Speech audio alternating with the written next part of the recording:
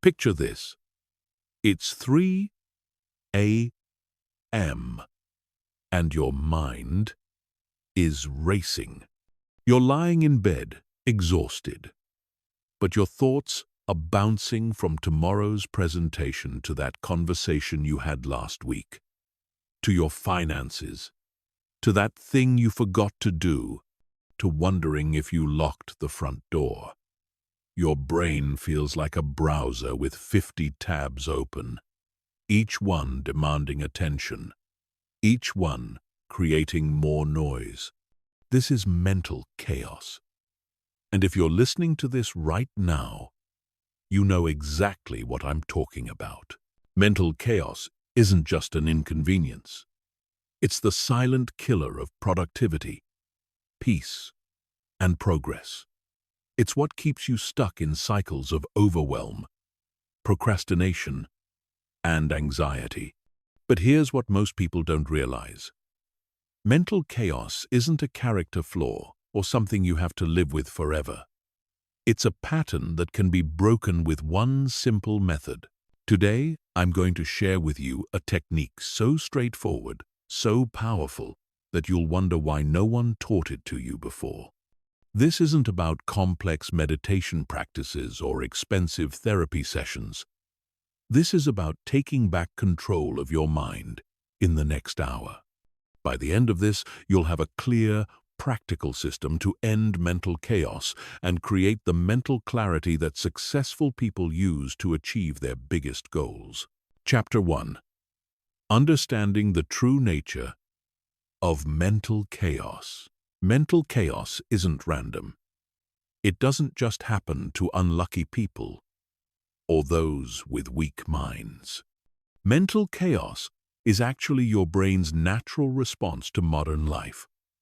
And understanding this is the first step to conquering it. Your brain was designed for a world that no longer exists. For thousands of years, humans lived in small communities with predictable daily routines. Your ancestors woke up, found food, stayed safe, and repeated. Their brains could handle this level of complexity just fine. But today, you're expected to process more information in a single day than your great-grandparents processed in their entire lifetimes. Every notification, every email, every news update, every social media post is demanding a piece of your mental real estate. Your brain is trying to categorize, prioritize, and respond to all of this input simultaneously. And it's simply not equipped for this volume. Think of your mind like a computer. When you have too many programs running at once, what happens? The computer slows down, freezes, or crashes. Your brain does the same thing. It creates mental chaos as a way of saying, I can't handle all of this at once. The racing thoughts, the inability to focus, the feeling of being overwhelmed. These are all symptoms of mental overload. But here's where it gets interesting. Mental chaos feeds on itself. When your mind is chaotic, you make poor decisions. You procrastinate on important tasks, which creates more stress. You avoid difficult conversations, which creates more anxiety. You consume more information to try to feel in control, which creates more chaos. It's a vicious cycle that keeps you trapped in a state of perpetual overwhelm. The worst part? Most people try to solve mental chaos by adding more to their lives. They download meditation apps. They try new productivity systems. They read more self-help books. But all of this is just adding more programs to an already overloaded computer. What you need isn't more complexity. What you need is simplicity. What you need is a way to clear the mental clutter and create space for what actually matters. Mental chaos also thrives on uncertainty. When you don't have clear priorities, your brain tries to make everything a priority. When you don't have clear boundaries, your brain treats every input as urgent. When you don't have clear systems, your brain has to make decisions about the same things over and over again. Each decision depletes your mental energy and adds to the chaos. Understanding this is crucial because it means mental chaos isn't a personal failing. It's a predictable response to an unpredictable environment. And if it's predictable, it can be managed. If it can be managed, it can be eliminated. The key is not to fight the chaos, but to starve it of what it needs to survive: uncertainty, overwhelm, and mental clutter. Chapter 2. The hidden cost of living in mental chaos. Most people underestimate the true cost of mental chaos. They think it's just a minor inconvenience, like having a messy desk or forgetting where they put their keys. But mental chaos is much more destructive than that. It's quietly sabotaging every area of your life. And until you understand the full scope of this damage, you won't have the motivation to change it. Let's start with your productivity. When your mind is chaotic, you're not just less productive, you're actively counterproductive. You spend hours on tasks that should take minutes. You start projects you never finish. You make mistakes that require you to redo work. You miss deadlines because you can't accurately estimate how long things will take. Mental chaos makes you feel busy while accomplishing very little. You're running on a treadmill, exhausting yourself without moving forward. But the productivity loss is just the beginning. Mental chaos destroys your decision-making ability. When your mind is cluttered with competing thoughts and priorities, you can't think clearly about what's important. You make impulsive decisions that you later regret. You avoid making important decisions altogether, which is often worse than making the wrong decision. You second-guess yourself constantly, which erodes your confidence and makes future decisions even harder. Mental chaos also damages your relationships. When your mind is racing, you're not fully present with the people you care about. You're physically there, but mentally, you're somewhere else, thinking about your to-do list or worrying about future problems. This creates distance in your relationships. People can sense when you're not really listening, when you're distracted, when you're mentally checked out. Over time, this erodes trust and intimacy. The stress that comes with mental chaos is literally aging you faster. When your mind is constantly in fight or flight mode, your body is flooded with stress hormones like cortisol. These hormones suppress your immune system, disrupt your sleep, and accelerate cellular aging.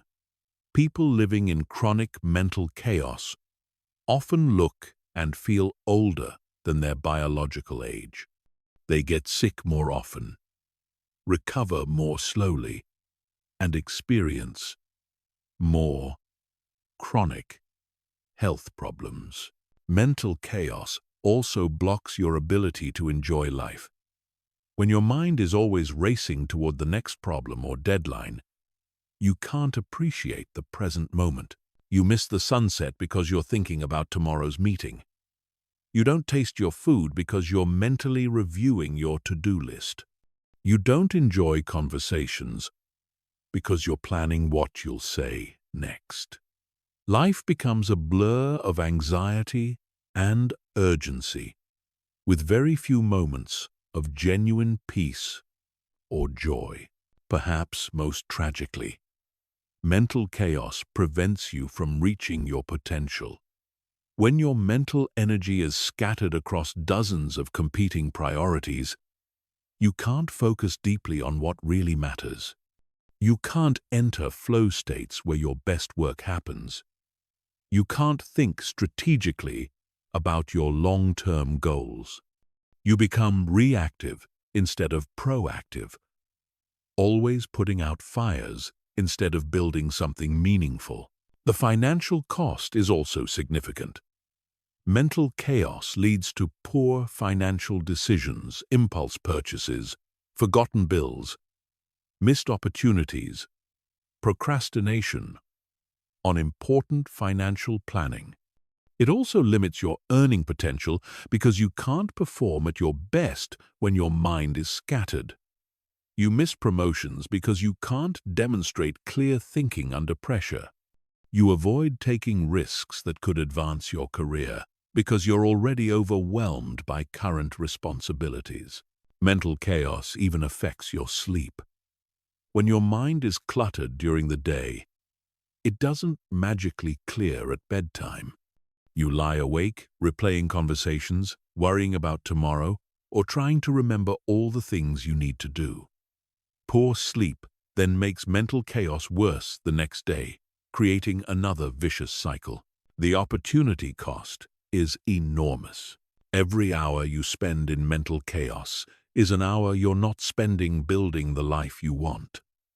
Every day you live in overwhelm is a day you're not moving closer to your goals. Time is the one resource you can never get back, and mental chaos is stealing it from you one scattered thought at a time. Chapter 3. The Simple Method Revealed. Now that you understand what mental chaos really is and what it's costing you, let's talk about the solution. The method I'm about to share with you is deceptively simple, which is exactly why it works. Complex problems don't always require complex solutions. Sometimes the most powerful tools are the simplest ones. I call this the Clear Mind Protocol, and it consists of just 3 steps: capture, clarify, and control. That's it. No complicated systems, no expensive software, no hours of meditation. Just 3 steps that you can implement immediately and use for the rest of your life. The beauty of this method is that it addresses the root cause of mental chaos, not just the symptoms. Remember, mental chaos happens when your brain is trying to hold too much information while simultaneously trying to process it all. The Clear Mind Protocol solves this by removing the processing burden from your brain and transferring it to a simple external system. Think of your brain like a juggler. Right now, you're trying to juggle dozens of balls representing all your thoughts, tasks, worries, and ideas. No matter how skilled you are, eventually, you're going to drop something. The Clear Mind Protocol doesn't teach you to juggle better. Instead, it gives you a place to safely set down most of those balls, so you can focus on juggling just the 1 or 2 that matter most right now. The first step, capture, is about getting everything out of your head and into a trusted external system. This immediately reduces the mental load because your brain no longer has to work so hard to remember everything. The second step, clarify, is about processing all that captured information and deciding what it means and what action, if any, is required. The third step, control, is about implementing systems that prevent mental chaos from building up again. What makes this method so effective is that it works with your brain's natural tendencies instead of against them. Your brain wants to categorize information, but it can't do that effectively when it's overwhelmed. Your brain wants to prioritize tasks, but it can't do that when everything feels urgent. Your brain wants to solve problems, but it can't do that when it's constantly distracted by new inputs. The Clear Mind protocol gives your brain the space and structure it needs to do what it does best. Think clearly, solve problems creatively, and make good decisions. When you remove the chaos, what's left is clarity. When you eliminate the mental clutter, what remains is focus. When you stop trying to hold everything in your head, you free up enormous amounts of mental energy for the things that actually matter. This method has been tested by thousands of people across different professions, different age groups, and different life circumstances. It works for busy executives and overwhelmed parents. It works for students and retirees. It works for creative types and analytical minds. It works because it's based on fundamental principles of how the human brain operates, not on personality preferences or lifestyle choices. The time investment is minimal. The initial setup takes about an hour. The daily maintenance takes about 10 minutes. Compare that to the hours you currently lose to mental chaos, distraction, and overwhelm. This is one of the highest return investments you can make in your life. But perhaps most importantly, this method is sustainable. You're not trying to fight your natural tendencies or maintain superhuman levels of discipline. You're creating a system that supports you even when you're tired, stressed, or facing unexpected challenges. It becomes a foundation that makes everything else in your life easier and more effective. Over the next 2 chapters, I'll walk you through each step of the Clear Mind protocol in detail. You'll learn exactly how to implement each phase, what tools you need, and how to troubleshoot common problems. By the time we're finished, you'll have everything you need to end mental chaos today and maintain mental clarity for life. Chapter 4. Step 1. The mental reset through complete capture. The first step of the Clear Mind protocol is capture, and it's the most important step because it creates the foundation for everything else. Capture means getting absolutely everything out of your head and into a trusted external system. Everything. Every task. Every idea. Every worry. Every reminder. Every project. Every commitment. If it's taking up space in your mind, it needs to go into your capture system. Most people resist this step because they think they need to organize everything as they capture it. This is a mistake. During the capture phase, you're not organizing, prioritizing, or analyzing. You're simply doing a mental brain dump. Think of it like cleaning out a cluttered closet. First, you take everything out and put it in a pile. Only then do you sort through what you have. The same principle applies here. Start by finding a quiet space where you won't be interrupted for the next hour.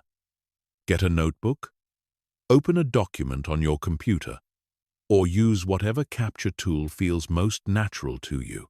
The specific tool doesn't matter as much as your commitment to the process.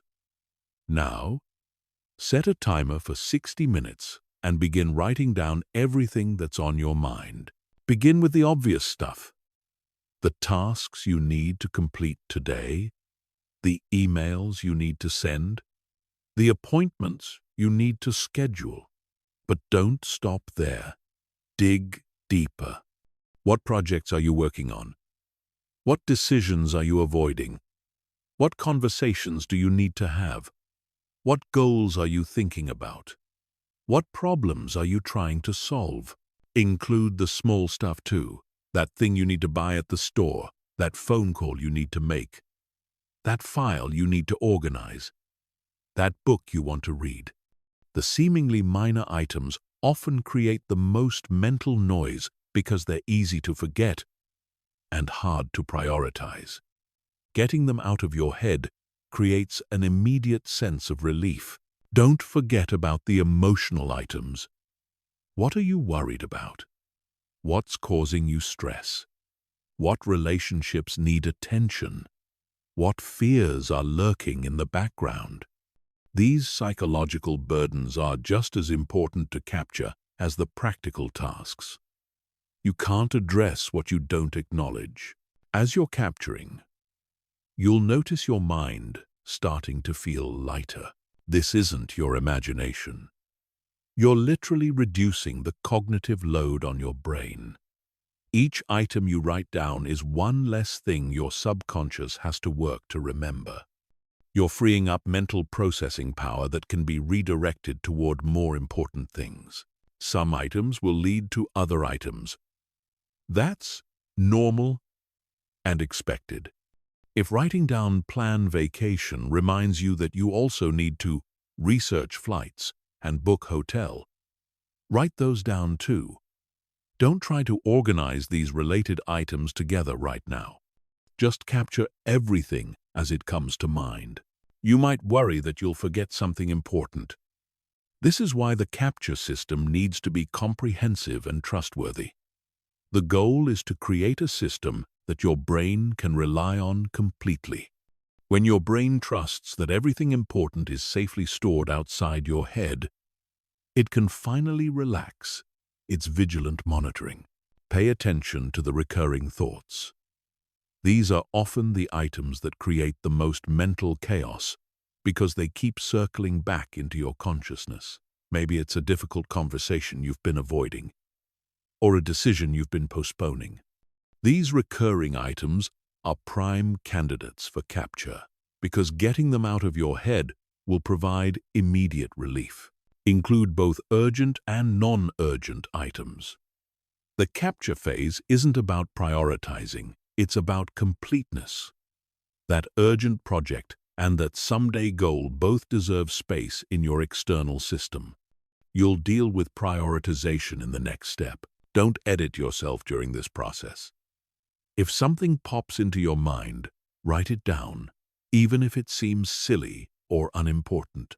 You can always remove items later, but you can't capture something you've dismissed. This is a judgment-free zone where quantity matters more than quality. As you near the end of your 60-minute capture session, take a moment to scan different areas of your life: work, family, health, finances, personal growth, relationships, hobbies. Are there items in each category that deserve to be captured? Often, we focus so heavily on work stress that we forget about personal commitments that are equally important. The feeling you have at the end of a complete capture session is remarkable. People often describe it as lightness or spaciousness in their minds. You've taken everything that was swirling around in your head and given it a home outside your brain. Your mind is no longer a storage facility. It's freed up to be what it was meant to be: a thinking and creating machine. This single step alone will provide immediate relief from mental chaos. But to make the relief permanent, you need to move to the second step: clarify. Chapter 5. Step 2. The Focus Framework. Through ruthless clarification. The second step of the Clear Mind Protocol is clarify. And this is where you transform your brain dump from an overwhelming list into a clear action plan. Everything you captured in step 1 is raw material. Now you're going to process that material and decide what it means, and what, if anything, you're going to do about it. The key to effective clarification is asking the right question about each item you captured. That question is simple but powerful. What is the next action required to move this forward? Not the final outcome, not the perfect solution, just the very next physical action you would need to take if you decided to work on this item. Start with the first item on your capture list. Let's say you wrote down "plan vacation." That's not an action. It's an outcome. The next action might be research destinations online, or call travel agent, or check calendar for available dates. The key is to identify something specific and actionable that you could actually do. Some items won't require any action at all. Maybe you wrote down, worried about Mum's health. The clarification process might reveal that there's no action you can take right now, but you want to schedule a call with her this weekend to check in. Or maybe you realize this is general anxiety that you want to discuss with a friend or counselor. The goal is to be honest about what, if anything, can be done. Other items might require multiple actions.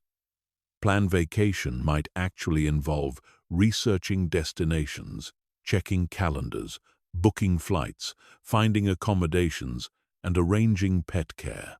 When you encounter these multi-step projects, write down just the very next action for now. You can plan the other steps later, once you've completed the first one. Pay special attention to items that have been on your mental to-do list for weeks or months.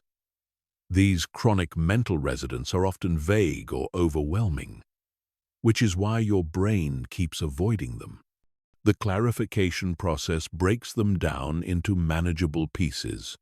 Get in shape becomes research local gyms or schedule doctor appointment for physical. Organize finances becomes gather last 3 bank statements or download budgeting app. Some items will turn out to be wishes rather than commitments. Learn Spanish might sound nice, but if you're honest with yourself, you don't have the time or motivation to pursue it right now. That's perfectly fine. Move it to a someday maybe list and remove it from your active mental load.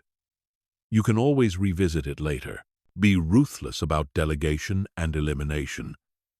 Not everything on your list needs to be done by you. Some items can be delegated to others. Some can be eliminated entirely when you realize they're not actually important. The goal isn't to do everything. It's to be intentional about what you choose to do. Create categories as you clarify. You'll likely end up with actions you can do immediately. Actions that require scheduling. Actions that depend on other people. And actions that need to wait for specific circumstances. You might also have reference materials that don't require action, but are worth keeping for future reference. For actions that require significant time or energy, consider whether they align with your current priorities and goals. Just because something is possible doesn't mean it's wise. The clarification process is an opportunity to be selective about how you spend your most valuable resource, your time and attention. Don't get stuck in perfectionism during this phase. If you're not sure about the next action for a particular item, make your best guess and move on. You can always refine your thinking later. The goal is progress, not perfection. Some items will reveal themselves to be symptoms of larger issues. Maybe you keep capturing tasks related to household organization, and you realize the real issue is that your living space doesn't support your lifestyle. Or maybe you keep capturing work-related stress items, and you realize you need to have a conversation with your manager about workload. Pay attention to these patterns. They often point to important, underlying issues that deserve attention. As you work through your capture list, you'll start to see themes and priorities emerge. This is valuable information that will help you in the third step of the protocol. You're not just organizing tasks, you're gaining insight into what's really important to you and where you might be out of alignment. The clarification process typically takes about twice as long as the capture process. If you spent an hour capturing, plan to spend about 2 hours clarifying. This might seem like a significant time investment, but consider how much time you currently waste on mental chaos, indecision, and starting tasks you don't finish. The clarification process is an investment that pays dividends every day. By the end of the clarification phase, you'll have transformed mental chaos into mental clarity. Instead of a swirling mass of competing thoughts, you'll have a clear inventory of your commitments and a specific next action for each one. Your brain can finally relax because it knows exactly what needs to be done and when. But to keep this clarity permanent, you need to implement systems that prevent chaos from building up again. That's what we'll cover in the next chapter. Control. Chapter 6. Step 3. The maintenance system through strategic control. The third and final step of the Clear Mind Protocol is control. And this is what separates temporary relief from permanent transformation. You've captured everything from your mind and clarified what each item means. Now you need to create systems that prevent mental chaos from building up again. Control is about establishing boundaries, routines, and habits that maintain your mental clarity over time. The foundation of the control step is understanding that mental chaos isn't a one-time problem you solve. It's an ongoing challenge you manage. New information enters your life every day. New responsibilities emerge. New problems arise. Without proper systems in place, these new inputs will quickly rebuild the mental chaos you just cleared. Control gives you the tools to handle new inputs as they arrive, before they can accumulate and overwhelm you. The first element of control is establishing clear boundaries around information input. This means being intentional about what you allow into your mental space. Just as you wouldn't leave your front door open and let anyone walk into your house, you shouldn't leave your mind open to every piece of information that wants your attention. You need mental gatekeepers. Start by auditing your information diet. What news sources do you consume? What social media accounts do you follow? What podcasts do you listen to? What newsletters do you subscribe to? Each of these is a potential source of mental chaos. Information that doesn't serve your goals, support your values, or improve your life is mental junk food. It fills up space in your mind without providing nutrition. Implement specific times for consuming information rather than allowing it to interrupt you throughout the day. Check email at designated times instead of whenever notifications appear. Read news during a specific window rather than constantly scrolling for updates. This prevents the constant mental interruption that fragments your attention and rebuilds chaos. The second element of control is creating capture habits that prevent new inputs from accumulating in your mind.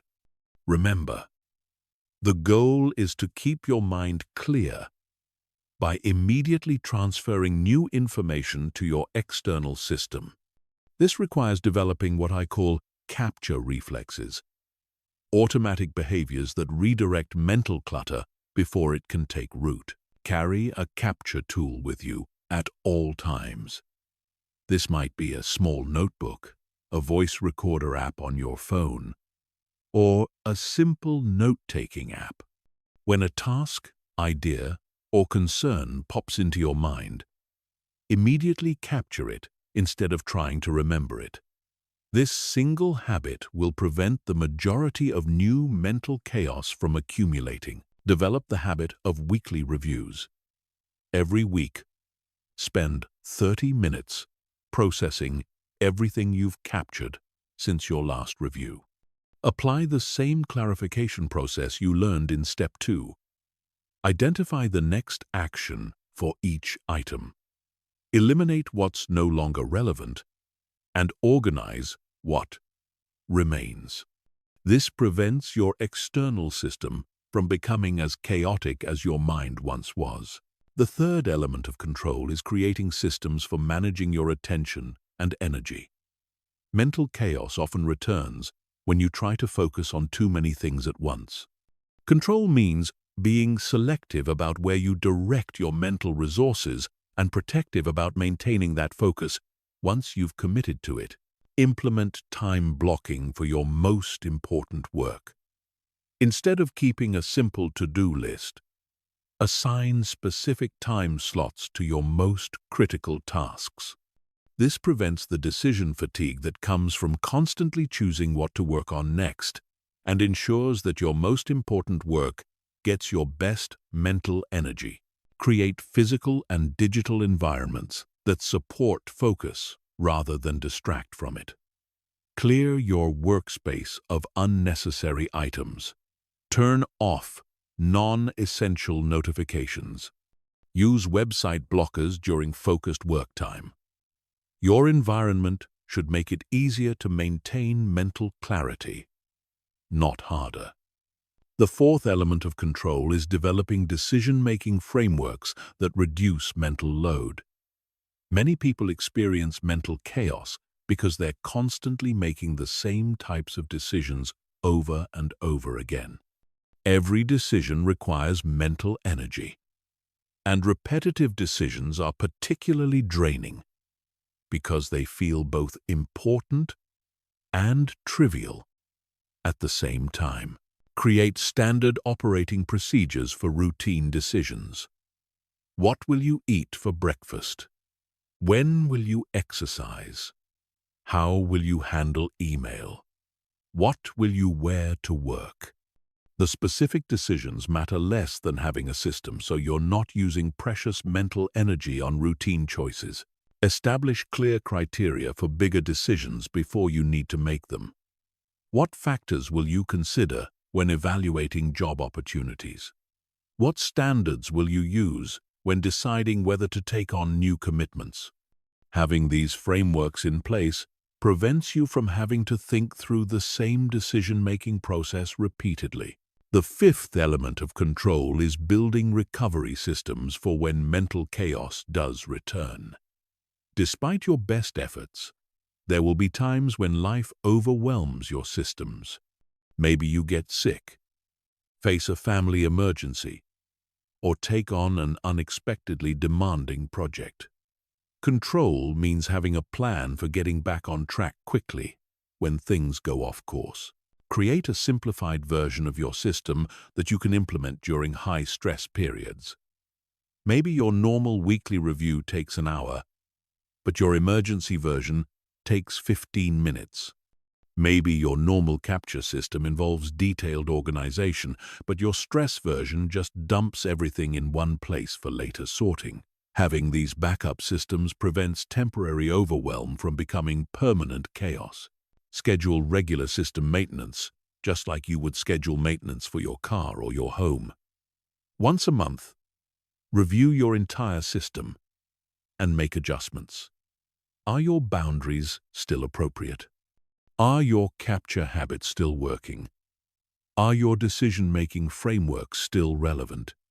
Systems that aren't maintained will eventually break down. The control step also involves managing your energy cycles rather than just your time. Mental clarity requires mental energy, and mental energy fluctuates throughout the day and week. Working with your natural energy patterns instead of against them is a crucial part of maintaining long-term mental clarity. Identify when you have the most mental energy and protect that time for your most important work. For most people, this is first thing in the morning, but everyone's different. The key is to recognize your pattern and structure your day accordingly. Use your peak energy for tasks that require deep thinking and creativity, and save routine tasks for when your energy is lower. Finally, control means accepting that perfect mental clarity isn't the goal. sustainable mental clarity island. You're not trying to eliminate every stray thought or achieve some impossible state of Zen-like focus. You're creating systems that keep mental chaos at manageable levels so you can think clearly about what matters most. Some mental activity is normal and healthy. The goal is preventing that activity from becoming overwhelming chaos. The control step is what transforms the Clear Mind protocol from a one-time exercise into a way of life. When you master control, you're no longer fighting mental chaos. You're preventing it. You're no longer reacting to overwhelm. You're staying ahead of it. You've created a sustainable system for maintaining mental clarity regardless of what life throws at you. Chapter 7. The Implementation Blueprint. Making the method work in real life. Now that you understand all 3 steps of the Clear Mind protocol, let's talk about implementation. Understanding a system and successfully implementing it are 2 very different things. Implementation is where most people struggle, not because the system is too complex, but because they try to change too much too quickly, or they don't account for the realities of their current life situation. The key to successful implementation is starting small and building momentum gradually. You don't need to overhaul your entire life overnight. In fact, trying to do so will likely lead to failure and discourage you from continuing. Instead, focus on implementing one element at a time until it becomes automatic, then add the next element. Begin with a mini version of the capture process. Don't try to capture everything in your life all at once. Instead, choose one area that's causing you the most mental chaos right now. Maybe it's work tasks, maybe it's household responsibilities, maybe it's personal projects. Spend just 15 minutes doing a brain dump in that one area. Get everything out of your head and onto paper or into a digital tool. Experience the relief that comes from this focused capture, even if it's just in one area of your life. This immediate positive feedback will motivate you to continue and expand the process. Success breeds success, and small wins create the momentum needed for bigger changes. Choose your capture tool thoughtfully. The best tool is the one you'll actually use consistently. Some people prefer physical notebooks because writing by hand feels more natural and doesn't require a device. Others prefer digital tools because they're always accessible and easy to search. Some people use a combination: a physical notebook for quick capture and a digital system for organization. The specific tool matters less than consistency. Whether you choose a simple notebook, a sophisticated app, or something in between, commit to using it for at least 2 weeks before deciding if it's working for you. Tool switching can become a form of procrastination, where you spend more time looking for the perfect system than actually using one. Start with a simplified version of the clarification process. For your first week, focus on just identifying whether each captured item requires action or not. Don't worry about defining the perfect next action or organizing items into complex categories. Just sort everything into 2 buckets: requires action and no action required. This basic sorting will provide immediate clarity and make the full clarification process feel less overwhelming when you're ready for it. Implement the control elements gradually. Start with just one boundary, one routine, or one decision-making framework. Maybe you decide to check email only 3 times per day instead of constantly. Maybe you establish a 5-minute end-of-day capture routine. Maybe you create a standard decision framework for social invitations. Pick one control element that addresses your biggest source of ongoing mental chaos and focus on that until it becomes automatic. Plan for resistance, both internal and external. Your brain will initially resist these changes because it's comfortable with familiar patterns, even if those patterns are causing problems. You might feel anxious when you're not constantly checking email. You might feel guilty when you're not immediately responding to every request. This resistance is normal and temporary. Expect it, plan for it, and push through it. External resistance might come from people in your life who are used to you being constantly available and reactive. When you establish boundaries around your time and attention, some people might push back. They might send urgent emails about non-urgent matters or interrupt you during focused work time. Stay firm with your boundaries while communicating clearly about when and how you'll be available. Create accountability for yourself by tracking your progress. This doesn't need to be complex. A simple checklist of daily habits or a weekly assessment of how you're feeling about your mental clarity will suffice. The goal is to create awareness of your progress and identify when you need to recommit to the system. Design your environment to support your new habits. If you want to do a daily capture routine, put your capture tool somewhere you'll see it every day.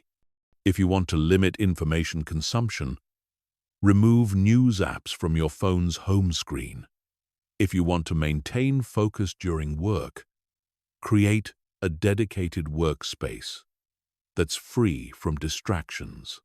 Your environment should make good choices easier and bad choices harder. Prepare for setbacks and have a recovery plan. There will be days when you don't follow your system, weeks when life gets chaotic, and moments when you feel like giving up entirely. This is normal and doesn't mean you've failed. What matters is how quickly you get back on track. Have a plan for restarting. Maybe it's a quick 10-minute brain dump. Maybe it's a simplified version of your normal routine. Maybe it's just recommitting to one key habit. Consider finding an implementation partner. This could be a friend, family member, or colleague who's also interested in reducing mental chaos. You can share your progress, troubleshoot challenges together, and hold each other accountable. Having someone else invested in your success significantly increases your chances of long-term implementation. Start measuring the results in ways that matter to you. Maybe you track how often you feel overwhelmed, how productive you feel at work, how present you are with your family, or how well you sleep. Choose metrics that reflect your personal goals and values. Seeing concrete improvement in areas you care about will motivate you to continue when the initial enthusiasm wears off. Be patient with the process. Most habits take at least 2 to 3 weeks to feel natural and 6 to 8 weeks to become automatic.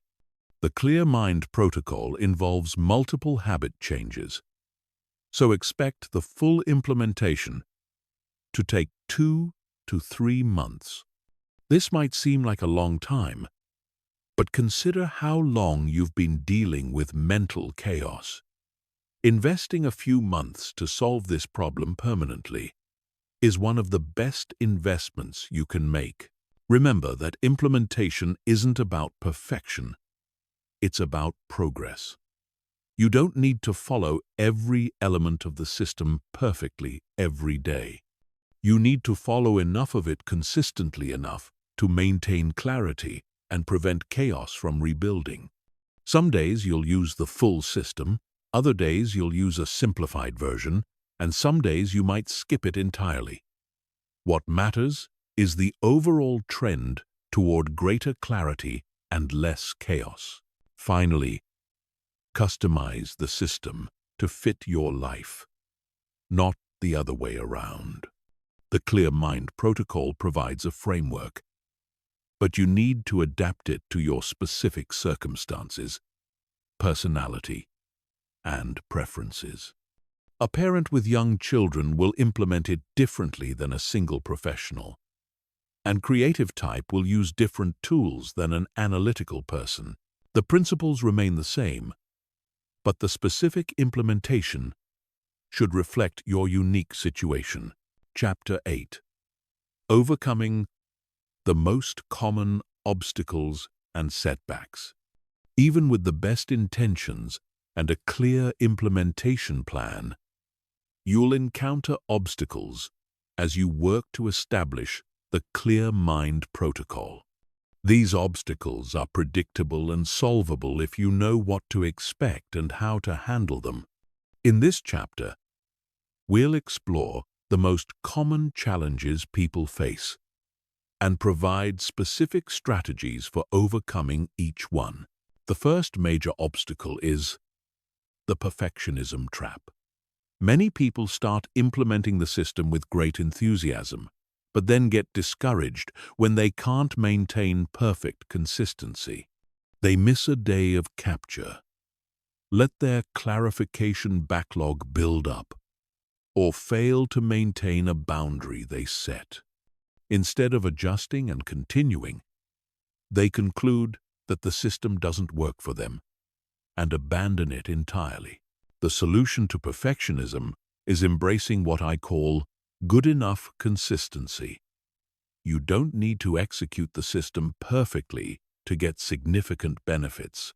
Following it imperfectly is infinitely better than not following it at all. If you miss a day, restart the next day. If you let things build up, do a quick catch-up session. If you break a boundary, re-establish it.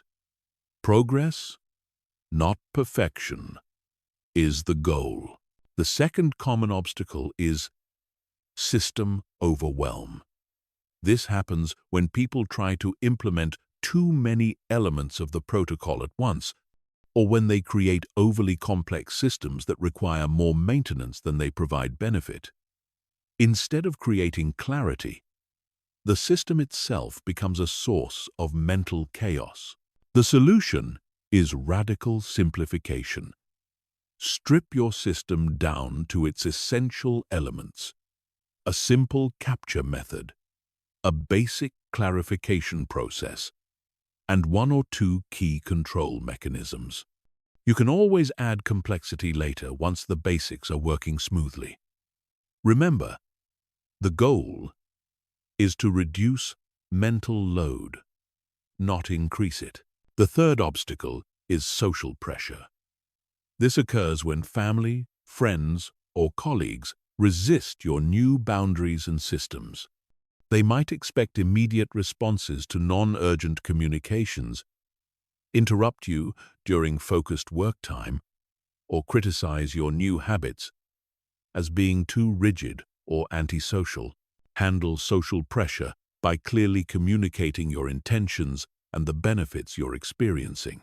Most people will support you once they understand that you're not trying to be difficult. You're trying to be more effective and present. Set clear expectations about when you'll be available and how people can reach you for truly urgent matters. Be consistent with your boundaries so people learn to respect them.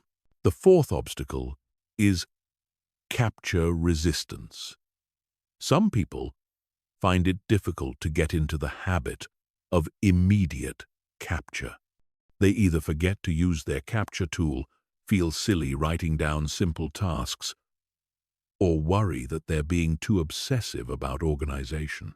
Overcome capture resistance by starting with just one type of item. Maybe you only capture work tasks for the first week, then add personal tasks the second week. Make capture as easy as possible by having your tool readily available and using the simplest format that works. Remember that capture is about reducing mental load, not about being organized for its own sake. The fifth obstacle is clarification paralysis. This happens when people get stuck trying to define the perfect next action for every item they've captured. They spend too much time analyzing and not enough time doing. The clarification process becomes a form of productive procrastination. Solve clarification paralysis by setting time limits and accepting good enough decisions. Give yourself a maximum of 2 minutes to clarify each item. If you can't figure out the perfect next action in that time, make your best guess and move on. You can always refine your thinking later when you actually start working on the task. The sixth obstacle is system drift. Over time, people gradually stop following the protocol as rigorously as they initially did. They skip weekly reviews, let their capture tool get cluttered, or stop maintaining their boundaries. The system slowly degrades until they're back where they started. Prevent system drift by building in regular maintenance routines and accountability measures. Schedule weekly system reviews in your calendar, like any other important appointment. Set up monthly check-ins with yourself to assess how well the system is working and what adjustments might be needed. Consider finding an accountability partner who's also using the system. The seventh obstacle is all or nothing thinking. Some people believe that if they can't follow the system perfectly, there's no point in following it at all. They abandon the entire protocol when they encounter busy periods, travel, or life disruptions.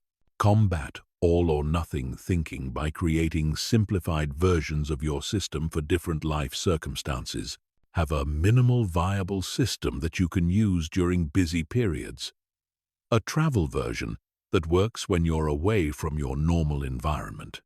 And an emergency version for crisis situations. Maintaining some version of the system is always better than abandoning it entirely. The eighth obstacle is tool obsession. Some people get caught up in finding the perfect capture tool, the ideal app, or the optimal organizational system. They spend more time researching and switching tools than actually using them to reduce mental chaos. Overcome tool obsession by committing to one system for at least a month before considering any changes. Focus on the principles rather than the tools. Remember that the most sophisticated tool that you don't use consistently is less valuable than the simplest tool that you use every day. The ninth obstacle is overwhelm during initial capture. Some people get discouraged during their first comprehensive brain dump because they realize just how much has been cluttering their minds. Seeing everything written down can feel overwhelming rather than relieving. Handle initial overwhelm by remembering that these items were already in your mind creating chaos.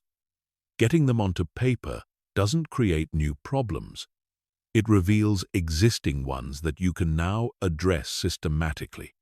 Break down your capture list into smaller chunks and tackle them one at a time.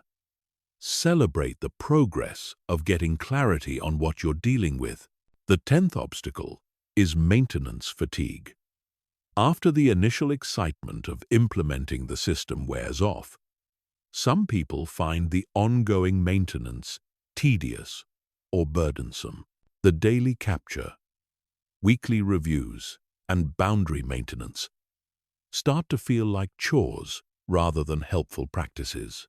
Prevent maintenance fatigue by regularly reminding yourself of the benefits you're experiencing. Keep track of specific ways the system has improved your life.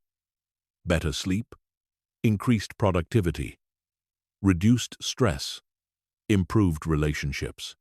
When maintenance feels burdensome, review these benefits to renew your motivation. Also, look for ways to streamline your maintenance routines without compromising their effectiveness. Remember that encountering obstacles doesn't mean you're doing something wrong. It means you're doing something different. Any significant change in how you operate will face resistance, both from your own habits and from your environment. The key is to expect these obstacles, prepare for them, and persist through them. Every obstacle you overcome makes your system stronger and your mental clarity more sustainable. Chapter 9. Advanced Strategies for Maintaining Long-Term Mental Clarity. Once you've mastered the basic ClearMind protocol and overcome the initial implementation challenges, you're ready for advanced strategies that will deepen your mental clarity and make it even more sustainable over time. These techniques build on the foundation you've already established and help you handle increasingly complex situations while maintaining your mental equilibrium. The first advanced strategy is contextual switching. This involves creating different versions of your system for different roles and environments in your life. You might have one capture and organization approach for work, another for home, and another for personal projects. Each context has its own requirements and constraints, and your system should reflect these differences. For example, your work context might require more formal project management, detailed time tracking, and integration with team communication tools. Your home context might focus more on family coordination, household maintenance, and personal relationships. Your personal growth context might emphasize learning goals, creative projects, and long-term vision work. Having distinct but connected systems for each context prevents role confusion and ensures that nothing falls through the cracks. Develop transition rituals that help you switch between contexts cleanly. This might be a 5-minute review at the end of your workday to capture any remaining work items and mentally shift to home mode. Or it might be a Sunday evening session where you review your personal projects and prepare for the upcoming work week. These rituals create psychological boundaries that prevent mental spillover between different areas of your life. The second advanced strategy is energy-based planning. Instead of just managing your time, you actively manage your mental energy by aligning your most demanding tasks with your peak cognitive hours. This requires developing a deep understanding of your natural energy rhythms and designing your schedule accordingly. Track your energy levels throughout the day for at least 2 weeks. Note when you feel most alert, creative, and focused, and when you feel tired, distracted, or sluggish. Look for patterns related to time of day, meals, exercise, sleep quality, and other factors. Use this information to structure your day so that your most important cognitive work happens during your peak energy windows. Create an energy budget just like you would create a financial budget. Recognize that you have limited mental energy each day and spend it intentionally on your highest priorities. This might mean saying no to low-value meetings that drain your energy, or batching similar tasks together to minimize cognitive switching costs. The third advanced strategy is strategic ignorance. This involves consciously choosing what not to pay attention to, what not to optimize, and what not to worry about. In our information-rich world, the ability to ignore irrelevant information is just as important as the ability to process relevant information. Develop clear criteria for what deserves your mental attention and what doesn't. This might include financial thresholds for decisions you'll spend time researching, relationship boundaries for conflicts you'll engage with, or career criteria for opportunities you'll consider. Having these filters in place prevents you from wasting mental energy on things that don't align with your priorities. Practice productive forgetting by intentionally letting go of information and commitments that are no longer relevant. This might mean deleting old files, unsubscribing from irrelevant email lists, or ending commitments that no longer serve your goals. Regularly pruning your information environment keeps it focused and manageable. The fourth advanced strategy is metacognition enhancement. This means developing greater awareness of your own thinking patterns and mental processes. When you understand how your mind works, you can optimize it more effectively and catch mental chaos before it builds up. Develop the habit of periodic mental check-ins throughout the day. Ask yourself questions like, how am I feeling right now? What am I thinking about? Is my current mental state serving my goals? This awareness allows you to make real-time adjustments to your focus and energy allocation. Learn to recognize your personal warning signs of developing mental chaos. Maybe it's when you start checking email compulsively, or when you feel unable to decide what to work on next, or when you notice yourself procrastinating on important tasks.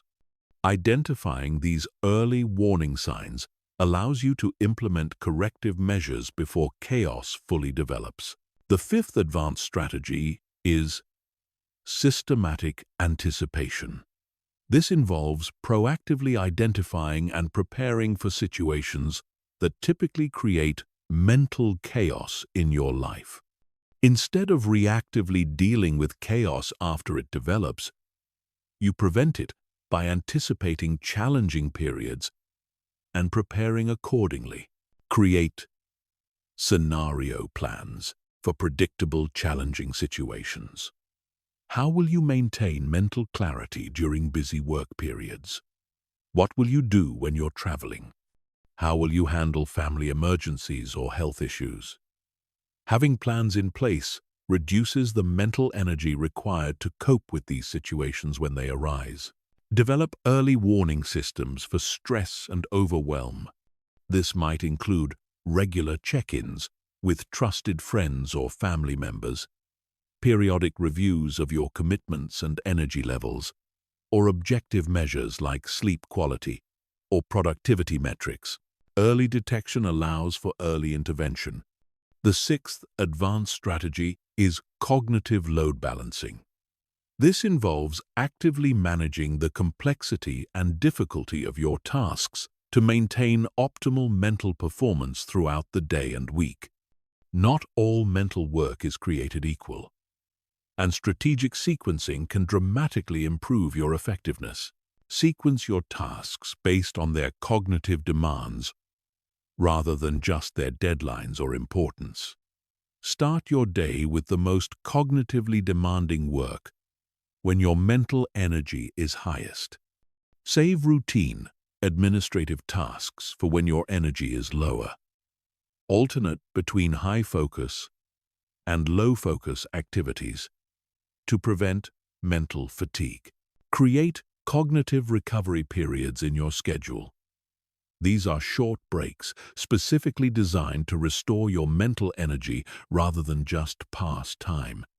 This might include meditation, light exercise, time in nature, or engaging in a creative hobby.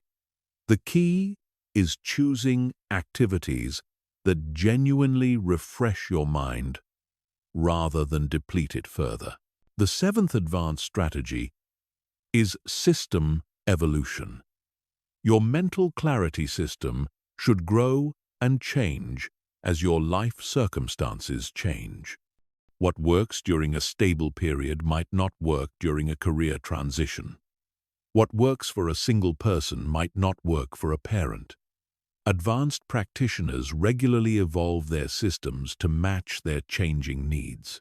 Schedule quarterly reviews of your entire system. What's working well? What's causing friction? What's changed in your life that might require system adjustments? Use these reviews to refine and improve your approach, rather than just maintaining the status quo. Experiment with new techniques and tools, but do so systematically. Try one new element at a time for a defined period. Then evaluate its effectiveness before deciding whether to keep it. This prevents your system from becoming cluttered with unproven additions while still allowing for continuous improvement. These advanced strategies transform mental clarity from a destination into a journey. You're not just maintaining the system you've built, you're continuously optimizing it to handle whatever challenges life presents. This approach ensures that your mental clarity remains robust and sustainable, regardless of how your circumstances change. Chapter 10. Transforming your entire life through mental clarity. Mental clarity isn't just about reducing stress or improving productivity, though it certainly does both of those things. When you truly master the art of maintaining a clear mind, it creates a ripple effect that transforms every area of your life. The clarity you develop becomes the foundation for better decisions, stronger relationships, greater creativity, and deeper fulfillment.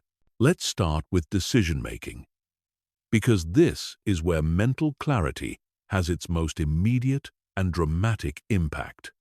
When your mind is cluttered with competing thoughts and unresolved commitments, every decision feels difficult and uncertain.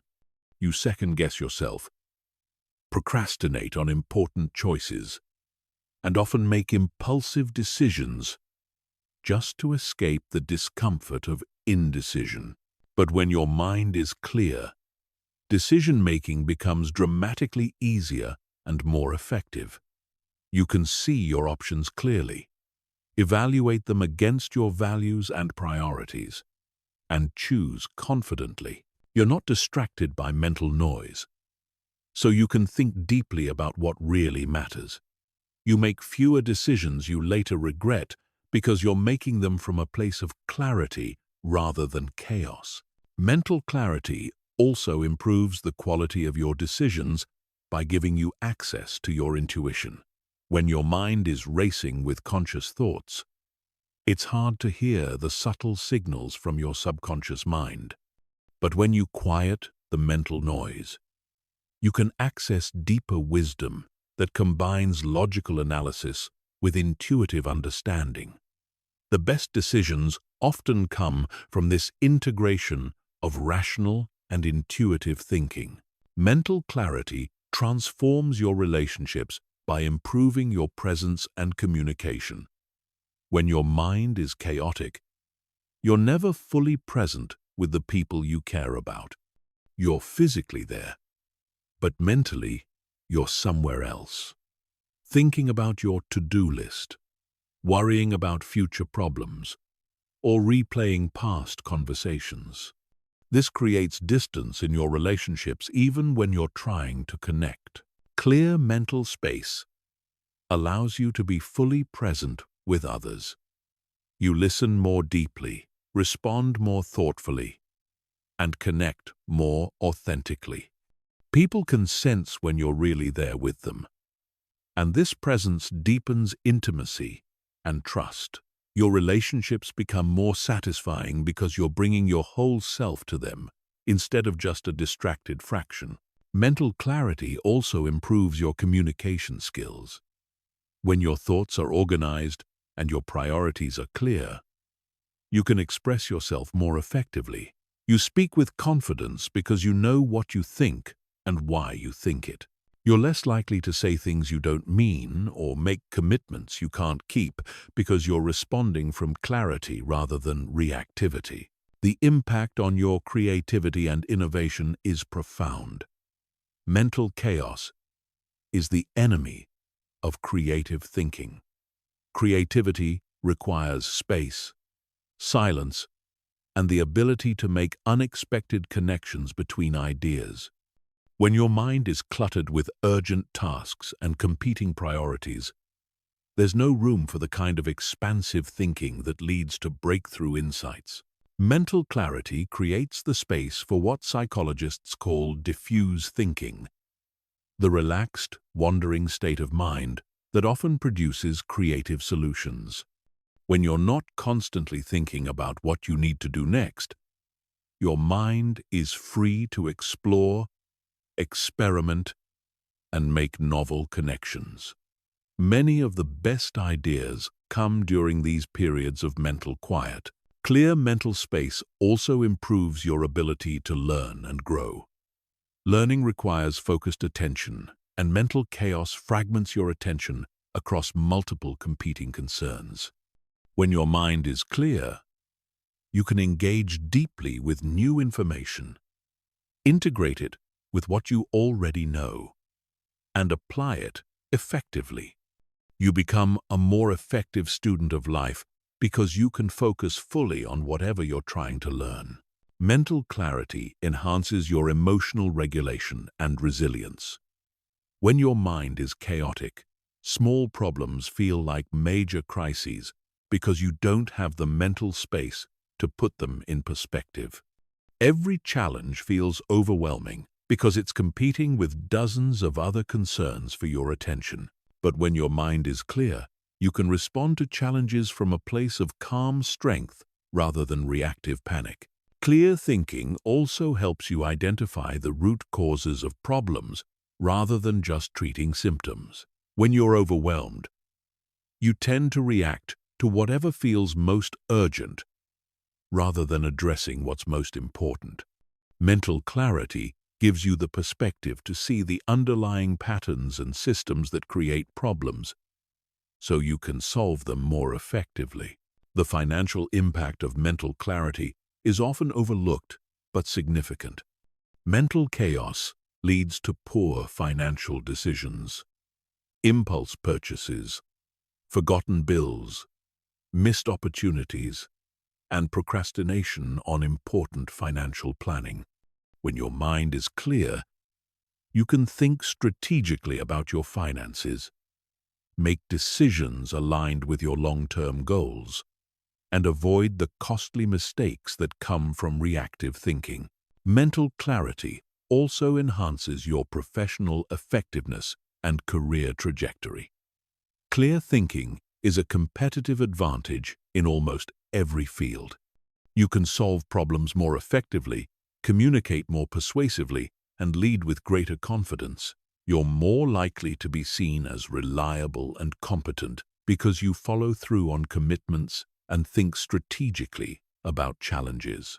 Perhaps most importantly, mental clarity leads to greater life satisfaction and fulfillment.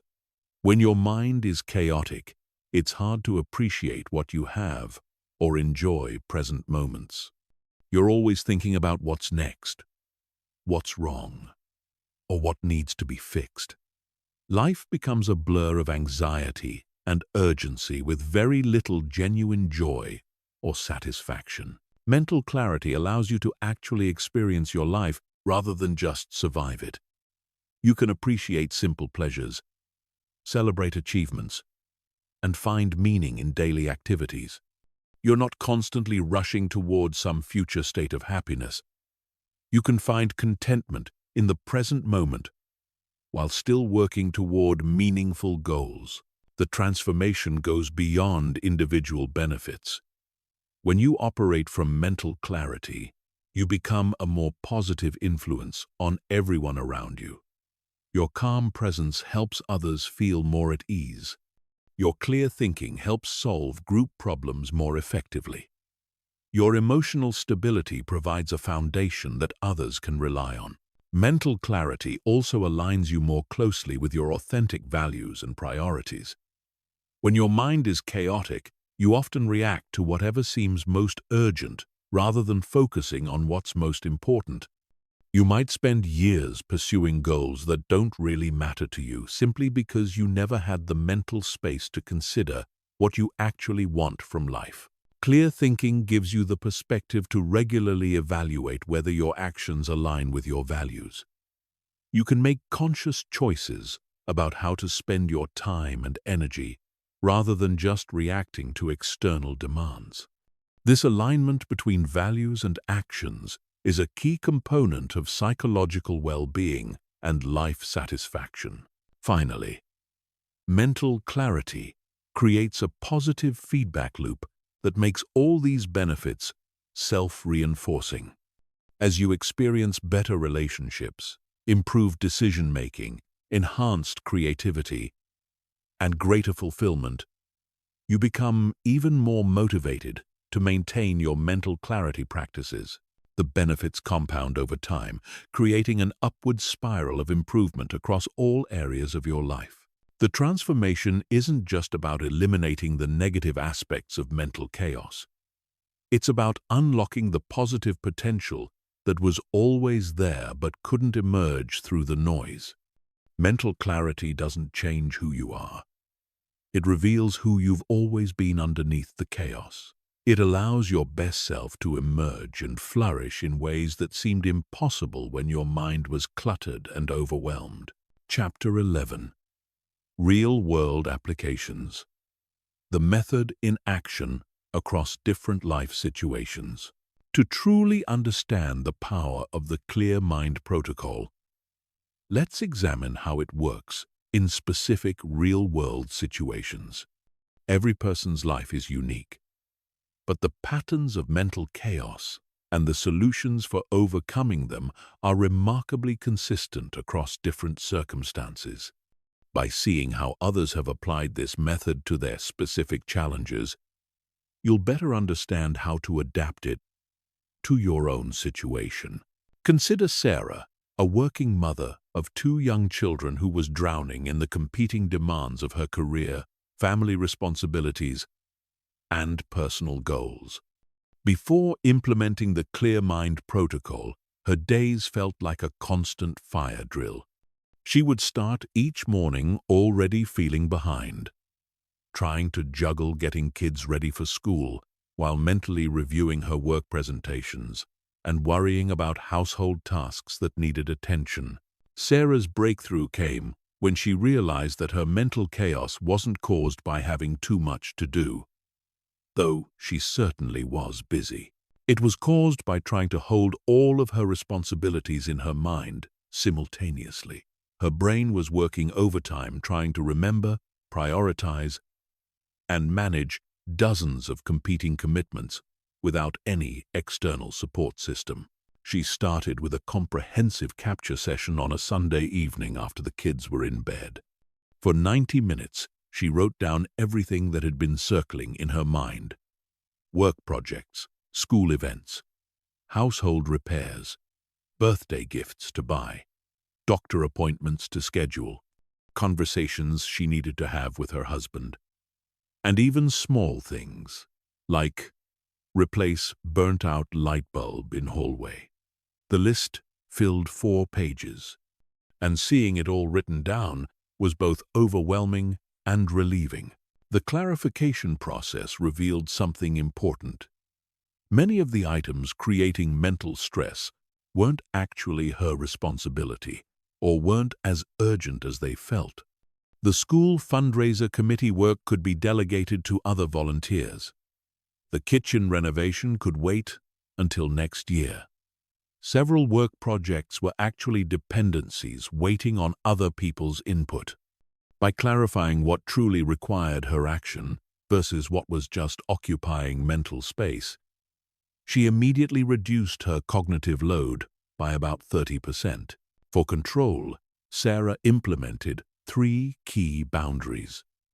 First, she established transition buffers between work and home. Instead of taking calls in the car while picking up kids, she used that 15-minute drive to mentally shift contexts and prepare to be fully present with her family. Second, she created a weekly family planning session where she and her husband reviewed schedules, discussed upcoming events, and divided responsibilities. This prevented the constant mental juggling of family logistics. Third, she implemented a brain dump routine every evening, spending just 5 minutes capturing anything new that had emerged during the day. The results were transformative. Within 3 weeks, Sarah reported feeling more in control, despite her schedule being just as busy. She was more present with her children because she wasn't mentally reviewing work tasks during family time. Her work performance improved because she could focus deeply during work hours instead of being distracted by personal concerns. Most importantly, she rediscovered a sense of calm that she had lost years earlier, when life had gradually become more complex. Now consider Marcus, a recent college graduate, starting his first corporate job, while also trying to maintain friendships, date, manage student loans, and figure out his long-term career direction. His mental chaos manifested differently than Sarah's. Where she felt overwhelmed by too many responsibilities, he felt paralyzed by too many possibilities and unclear priorities. Marcus's challenge was that everything felt important, but nothing felt urgent. He would spend hours researching career options instead of excelling in his current role. He would worry about student loan repayment strategies instead of focusing on building professional skills that would increase his earning potential. He would start learning new skills, but abandon them when other opportunities caught his attention. His mind was constantly spinning between different potential futures, preventing him from making progress in any direction. The capture process revealed that Marcus was trying to solve his entire future all at once. His mind was cycling through dozens of long-term possibilities and trying to evaluate them simultaneously. This created analysis paralysis because he could never gather enough information to make perfect decisions about complex, long-term questions. Clarification helped Marcus distinguish between decisions that needed to be made now and those that could be deferred. He realized that many of his career concerns were based on hypothetical scenarios that might never occur. Instead of trying to map out his entire career trajectory, he identified the next logical step: excelling in his current role and building a foundation of professional skills and relationships. For control, Marcus implemented a future planning quota. He allowed himself 1 hour per week to think about long-term career planning, networking, and skill development. Outside of that hour, when his mind started wandering to future possibilities, he would capture the thought and defer it to his weekly planning session. This prevented future-focused anxiety from interfering with present-moment productivity. He also created decision-making frameworks for common situations. For social invitations, he established criteria based on his current priorities: building relationships with colleagues, maintaining close friendships, and managing his budget. For learning opportunities, he committed to finishing one skill development course before starting another. These frameworks eliminated the mental energy required to make the same types of decisions repeatedly. Marcus's transformation was less dramatic but equally important. He began making steady progress in his career because he could focus on present opportunities instead of constantly second-guessing his direction. His anxiety about the future decreased because he had a system for addressing those concerns systematically rather than randomly.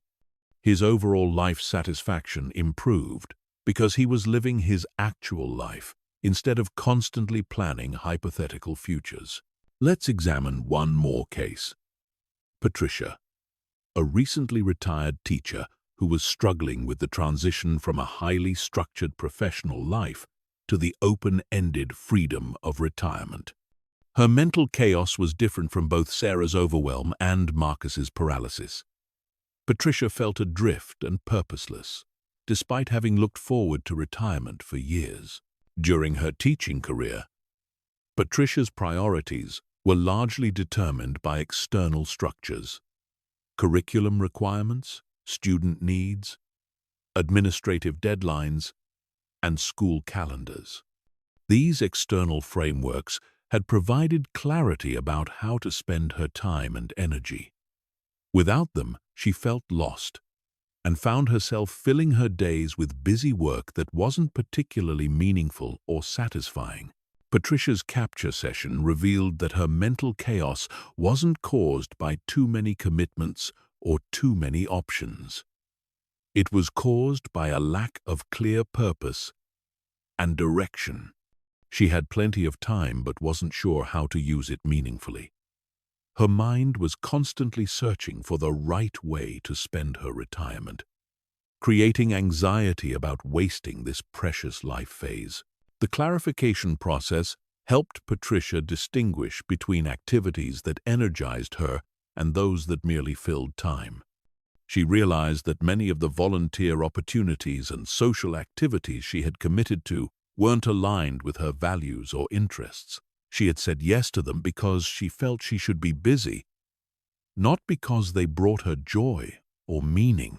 For control, Patricia created her own structure to replace the external structure she had lost. She established weekly rhythms that included time for reading, gardening, visiting family, and pursuing a photography hobby she had neglected during her teaching years. She also implemented a monthly reflection practice where she evaluated how she was spending her time and whether it aligned with her retirement goals. Most importantly, Patricia learned to reframe her relationship with unstructured time. Instead of seeing open calendar space as a problem to be filled, she began to appreciate it as an opportunity for spontaneity and present moment awareness. This shift in perspective eliminated much of the anxiety that had been driving her mental chaos. These three examples illustrate how the same underlying principles can be adapted to very different life situations. Whether you're overwhelmed by too many responsibilities, paralyzed by too many options, or adrift without clear direction, the Clear Mind Protocol provides a framework for creating clarity and regaining control. The key insight from these real-world applications is that mental chaos isn't really about external circumstances. It's about the relationship between your mind and those circumstances. When you have systems for capturing, clarifying, and controlling your mental inputs, you can maintain clarity regardless of what life throws at you. The specific tools and techniques might vary, but the underlying approach remains consistent. Get everything out of your head, decide what it means, and create systems to prevent chaos from rebuilding. Chapter 12. Adapting the method for special circumstances and life transitions. Life isn't static, and neither should your mental clarity system be. There are certain periods and circumstances that create unique challenges for maintaining mental clarity. Major life transitions, crisis situations, periods of intense change, and special circumstances all require adaptations to the basic Clear Mind Protocol. Understanding how to modify your approach during these times ensures that your system remains effective regardless of what life presents. Let's start with major life transitions, because these are some of the most challenging periods for mental clarity. Whether you're changing careers, getting married, becoming a parent, moving to a new city, or going through a divorce, transitions create a perfect storm for mental chaos. Your old routines and systems may no longer apply. Your priorities are shifting, and you're dealing with both the practical logistics of change and the emotional processing that comes with it. During transitions, the capture process becomes even more critical because your mind is processing not just current responsibilities, but also fears, hopes, and uncertainties about the future. Your brain dump during a transition period should include emotional items alongside practical ones. Capture your worries about the change, your excitement about new possibilities, your grief about what you're leaving behind, and your uncertainty about what comes next. The key modification during transitions is creating separate capture categories for different aspects of the change. You might have a logistics category for practical tasks like updating your address or transferring medical records, an emotional processing category for feelings you need to work through, a learning category for new skills you need to develop, and a relationship category for conversations you need to have with people affected by your transition. Clarification during transitions requires extra patience because many items won't have clear next actions yet. You might figure out childcare options, but realize that you can't take meaningful action until you know your new work schedule. During transitions, it's okay to have more items in a waiting or pending information category than you normally would. The goal is still to get these items out of your head, even if you can't act on them immediately. For control during transitions, focus on maintaining whatever routines you can, while being flexible about the rest. Maybe your normal weekly review process needs to become a daily check-in during particularly intense periods of change. Maybe your usual work-life boundaries need to be temporarily relaxed while you navigate new circumstances. The key is consciously choosing which elements to maintain and which to adapt, rather than letting everything fall apart and hoping to rebuild later. Crisis situations require a different kind of adaptation, whether it's a health emergency, job loss, family crisis, or natural disaster. Sudden disruptions demand immediate adjustments to your mental clarity system. During a crisis, the goal isn't perfect organization. It's maintaining enough clarity to make good decisions under pressure. Create a simplified crisis version of your system that focuses on immediate needs. Your capture process might become a simple list of urgent tasks and important information. Your clarification process might focus only on what needs to happen today versus what can wait. Your control mechanisms might be reduced to basic boundaries around sleep, eating, and essential self-care. During crisis periods, resist the temptation to abandon your system entirely. Even a simplified version provides crucial support when your world feels chaotic. Many people report that maintaining some version of their mental clarity practices help them navigate crises more effectively and recover more quickly afterward. Periods of intense work or study also require system modifications. Whether you're in medical school, launching a business, caring for a newborn, or working on a major project, there are times when normal life balance isn't possible. During these periods, your mental clarity system needs to be streamlined and focused on the essential elements. Reduce your capture categories to just the essential ones. You might temporarily focus only on work tasks, health needs, and critical personal responsibilities. Everything else goes into a later category that you'll address when the intensive period ends. This isn't abandoning your other life areas. It's consciously choosing to simplify during a demanding time. Adjust your review frequencies based on the pace of change. During normal periods, weekly reviews might be sufficient. During intensive periods, you might need daily or even twice-daily check-ins to stay on top of rapidly changing priorities and new information. Travel and schedule disruptions also require system adaptations. When you're away from your normal environment and routines, your usual tools and practices might not be available or practical. Develop portable versions of your key practices that can work regardless of location or circumstances. Create a travel kit of essential tools, a small notebook for capture, access to your digital systems, and simplified versions of your key routines. Plan for how you'll maintain your practices during travel and how you'll catch up when you return. Many people find that having a specific re-entry routine helps them smoothly transition back to their normal system after travel or disruption. Age-related changes also require system adaptations. What works in your 20s might not work in your 40s or 60s.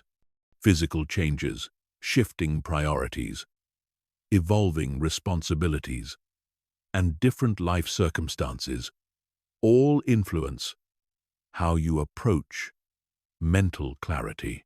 Younger people might focus more on managing possibilities and building foundations. Their systems might emphasize learning, networking, and exploration. Middle-aged people might focus more on managing complexity and competing responsibilities. Their systems might emphasize efficiency, boundaries, and prioritization.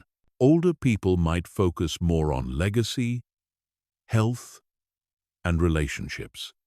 Their systems might emphasize simplification, meaning, and presence. Health challenges create another category of special circumstances. Whether you're dealing with chronic illness, mental health conditions, or temporary health issues, physical and cognitive limitations affect your ability to maintain complex systems.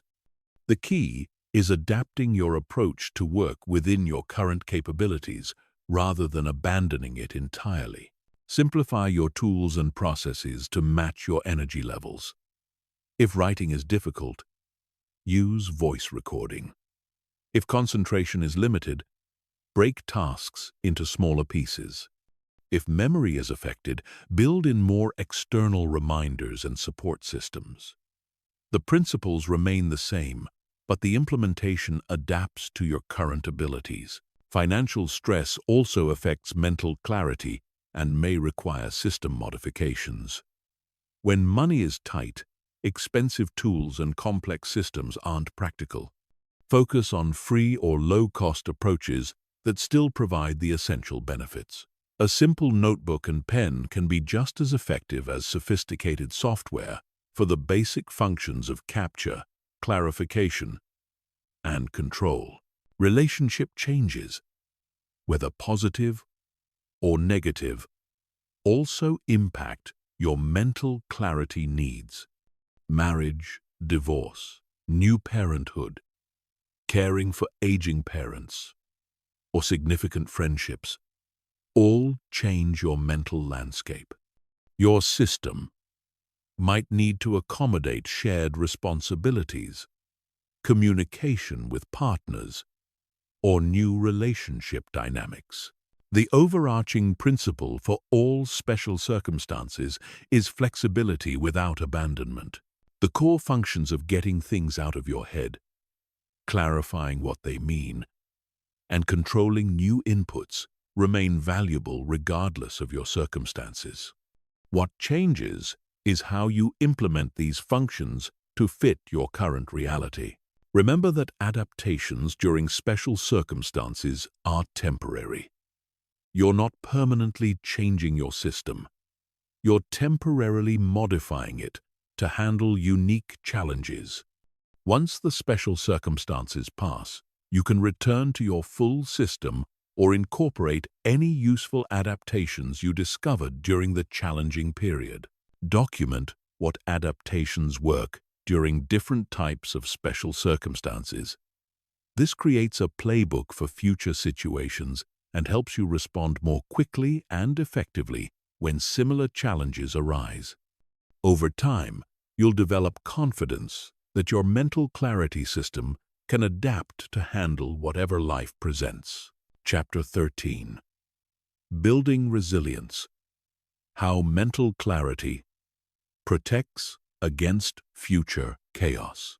Mental clarity isn't just about solving current problems. It's about building resilience against future challenges. When you have a robust system for maintaining mental clarity, you're not just clearing today's chaos, you're creating immunity against tomorrow's overwhelm. This resilience becomes one of your most valuable assets protecting you from the inevitable stresses and disruptions that life will present. Resilience through mental clarity works on multiple levels. First, it provides early warning systems that help you detect potential chaos before it fully develops. When your mind is clear and your systems are functioning well, you become more sensitive to the subtle signs that indicate you're heading toward overwhelm. You notice when your capture backlog is growing, when you're making more impulsive decisions, or when you're feeling more reactive than usual. These early warning signs allow you to take corrective action before small problems become major crises. The second level of resilience comes from having proven systems you can rely on during challenging times. When life becomes unpredictable or stressful, you don't have to invent new coping mechanisms from scratch. You already have a tested framework for managing complexity and uncertainty. Your clear mind protocol becomes an anchor that keeps you grounded even when everything else feels chaotic. Think of mental clarity, resilience like physical fitness. When you're in good shape, you can handle physical challenges more easily. You recover faster from exertion, you're less likely to get injured, and you have more energy for whatever activities life demands. Mental clarity works the same way. When your mind is fit and your systems are strong, you can handle cognitive and emotional challenges more effectively. Building this resilience requires what I call stress inoculation. Just as vaccines expose you to small amounts of harmful substances to build immunity, mental clarity resilience is built by successfully handling smaller challenges with your system. Each time you use your capture, clarification, and control processes to navigate a difficult period, you build confidence and competence. You prove to yourself that the system works and develop the skills to apply it in increasingly challenging circumstances. This is why it's important to use your mental clarity system consistently during normal times, not just during crises. The habits and neural pathways you build during low-stress periods become automatic responses that kick in when you need them most. If you only try to implement mental clarity practices when you're already overwhelmed, you're asking your brain to learn new patterns at the worst possible time. Resilience also comes from developing what psychologists call cognitive flexibility, the ability to adapt your thinking and approaches when circumstances change.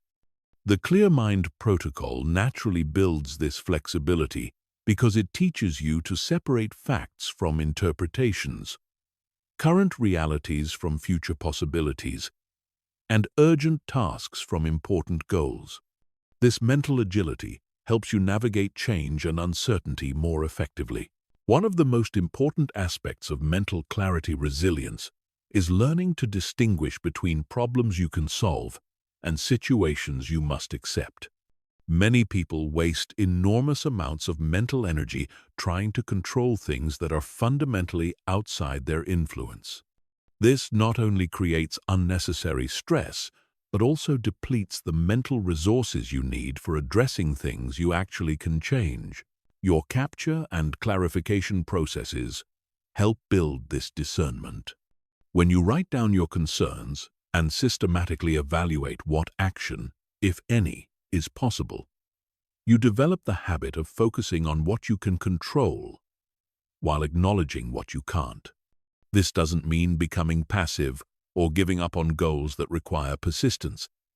It means directing your mental energy toward the most effective possible actions rather than spreading it across every conceivable worry. Mental clarity resilience also protects against decision fatigue, one of the most common causes of poor judgment during stressful periods. When you're making decisions all day long the quality of your choices gradually deteriorates. By the evening, you might make impulsive purchases, eat unhealthy food, or agree to commitments you'll later regret, not because you don't know better, but because your decision-making capacity is depleted. Your control systems prevent decision fatigue by reducing the number of decisions you need to make. When you have clear priorities, established routines, and predetermined criteria for common choices, you preserve your decision-making energy for the choices that matter most. This creates a protective buffer that helps you maintain good judgment even during demanding periods. Another crucial element of mental clarity resilience is what I call adaptive recovery. This is your ability to quickly restore mental clarity after periods of disruption or chaos. Even with the best systems and habits, there will be times when life overwhelms your normal practices. Jobs get crazy, families face emergencies, health problems emerge, or unexpected opportunities require intense focus. The key isn't preventing all disruption. It's developing the ability to bounce back quickly when disruption occurs. Adaptive recovery requires having simplified versions of your normal practices that you can implement when resources are limited. Maybe your full weekly review takes 2 hours, but your emergency version takes 20 minutes. Maybe your normal capture system uses multiple tools, but your crisis version uses just a notebook and pen.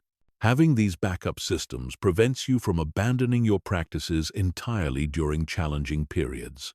Recovery also requires the ability to restart without perfectionism.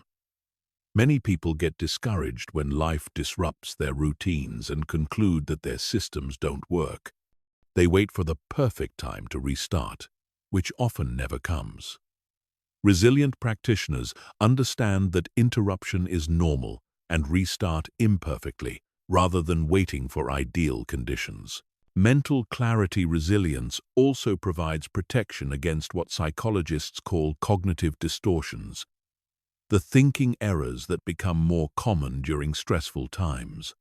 When you're overwhelmed, you're more likely to catastrophize problems, assume the worst about others' intentions, or believe that current difficulties will last forever. A clear mind is less susceptible to these distortions because you have systematic ways of checking your thoughts against reality.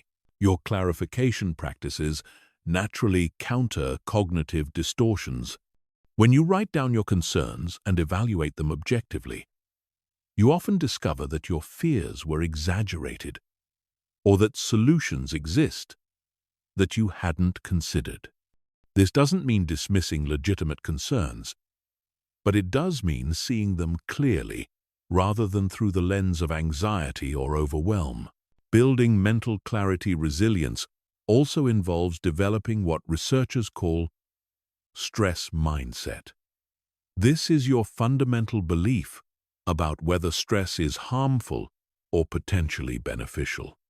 People with a positive stress mindset see challenges as opportunities for growth and learning, rather than just threats to avoid.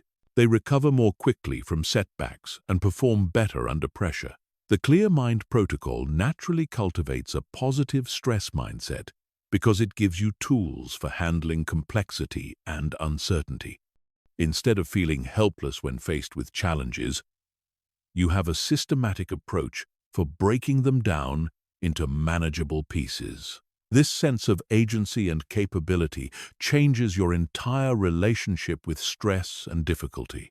Finally, mental clarity resilience creates what I call compound clarity benefits.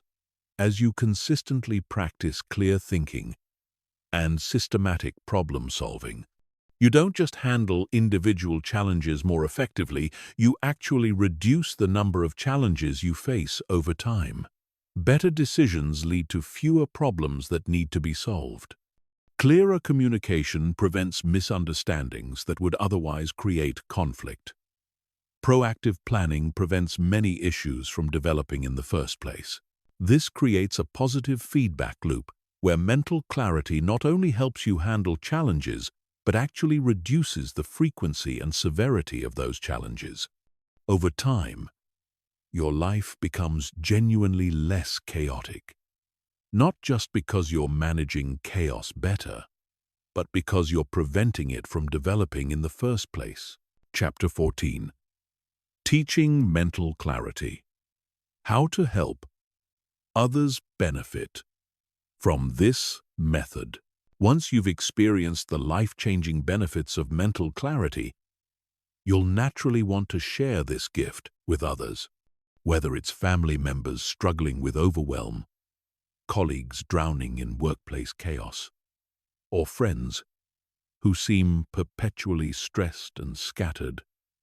You'll see opportunities everywhere to help people who could benefit from the Clear Mind Protocol. However, teaching and sharing these concepts effectively requires understanding both the principles of learning and the psychology of change. The first principle of teaching mental clarity is that you cannot want someone else's clarity more than they want it themselves. This might seem obvious, but it's the most common mistake people make when trying to help others. You might see clearly that someone's life would improve dramatically if they implemented these practices. But if they're not ready to acknowledge the problem or commit to change, your efforts will likely create resistance rather than transformation. Instead of jumping straight into solutions, start by helping people recognize the cost of mental chaos in their own lives. Ask questions that guide them to their own insights. How do you feel at the end of most days? What's it like when you're trying to fall asleep at night? Do you ever feel like you're working hard but not making progress on what really matters? These questions help people connect with their own motivation for change, rather than feeling pressure from you. When someone does express genuine interest in learning about mental clarity, resist the urge to download everything you know at once. Information overwhelm is actually a form of mental chaos, and presenting too much too quickly will likely overwhelm rather than help.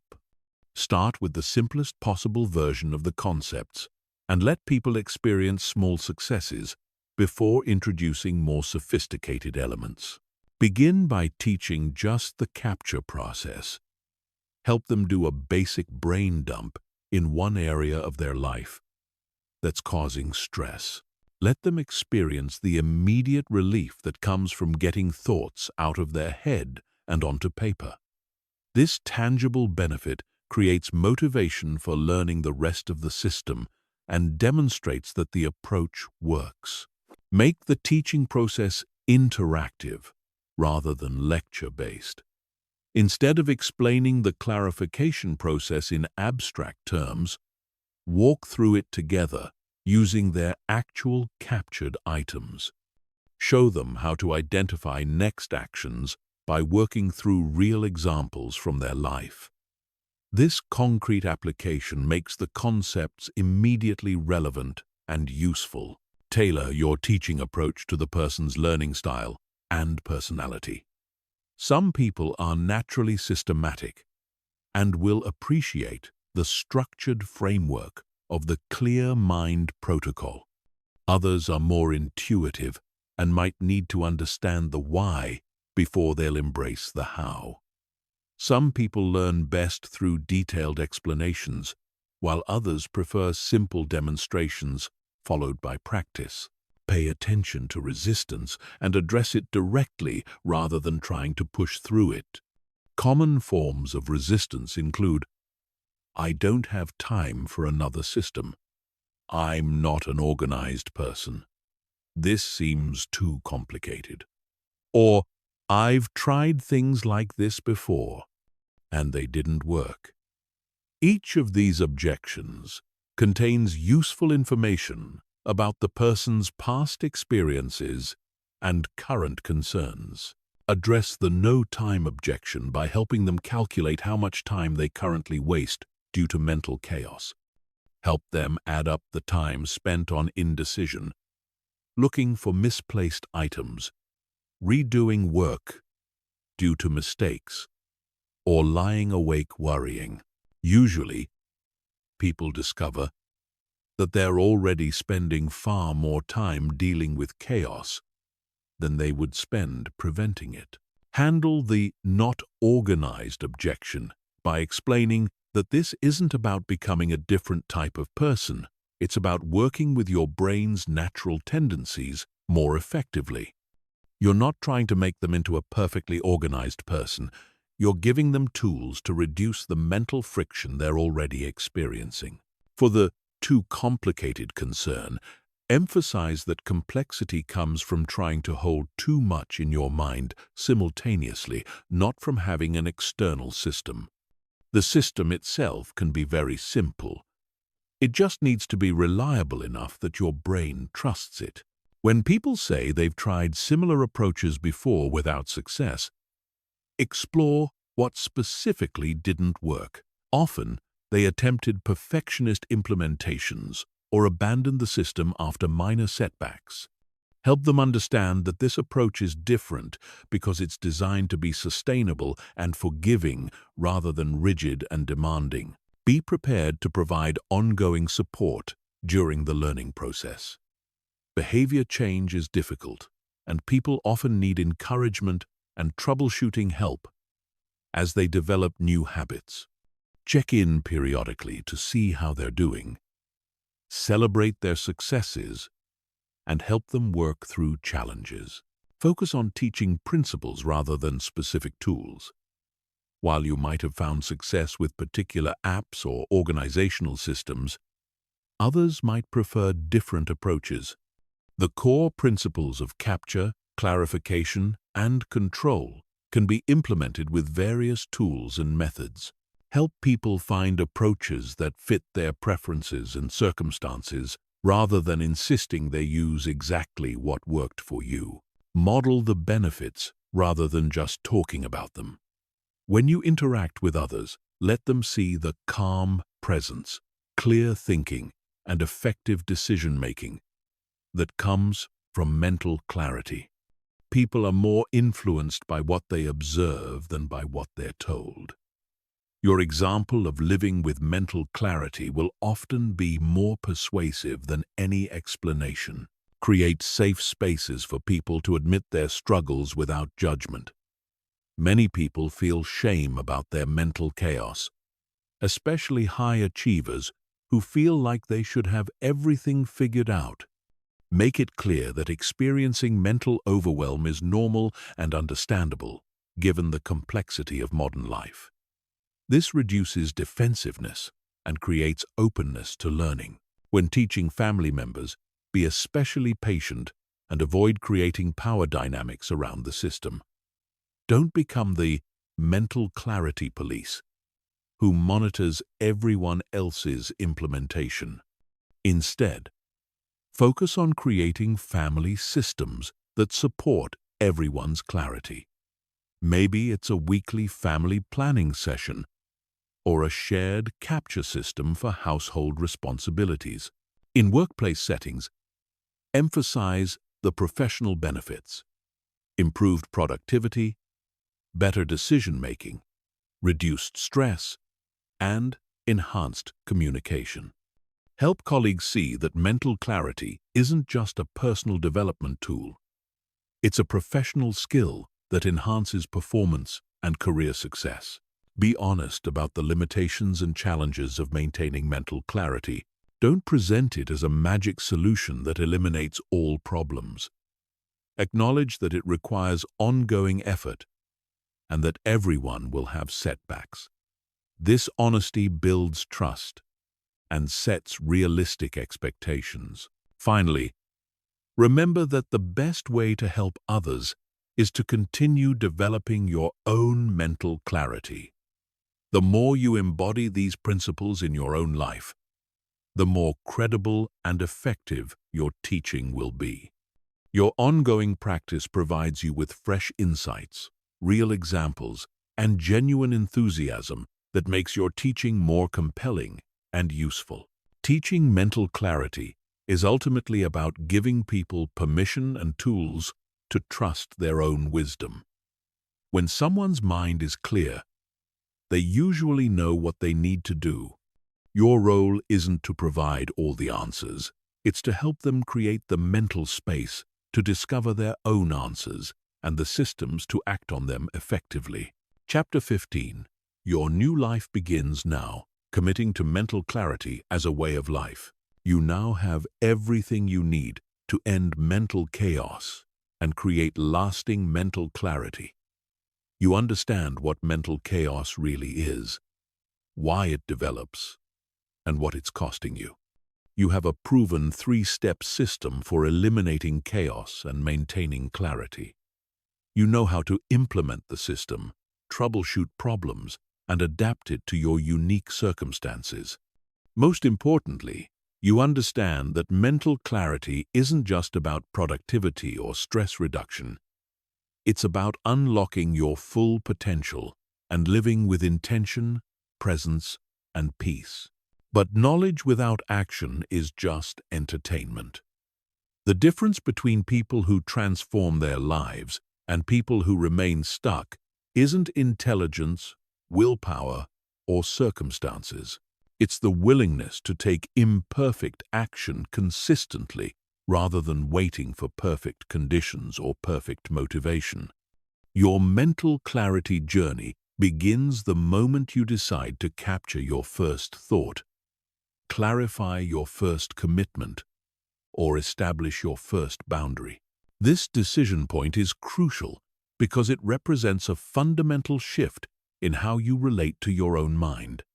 Up until now, you might have believed that mental chaos was just part of life, that feeling overwhelmed was normal, or that some people are naturally organized while others aren't. Today, you can choose to reject those limiting beliefs and embrace a new identity, someone who has a clear mind and lives with intention. This identity shift is more powerful than any technique or tool. When you see yourself as someone who maintains mental clarity, you naturally make choices that support that identity. You capture thoughts instead of trying to remember them. You clarify commitments instead of letting them remain vague. You protect your mental space instead of allowing every input to demand your attention. These aren't burdens you're taking on. They're expressions of who you're choosing to become. Start today, right now, with a simple 15-minute capture session. Don't wait until you have the perfect tool or the ideal time or complete clarity about how you want to implement the entire system.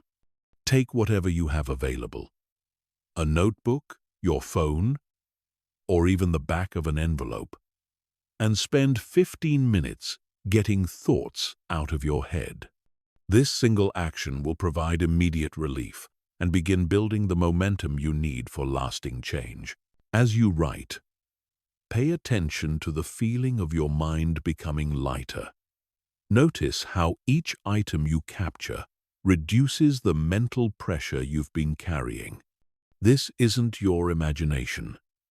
It's the actual experience of freeing up cognitive resources that have been tied up in mental storage and management.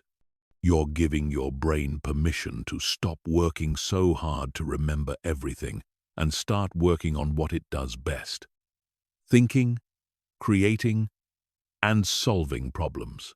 When you finish your capture session, take a moment to appreciate what you've accomplished.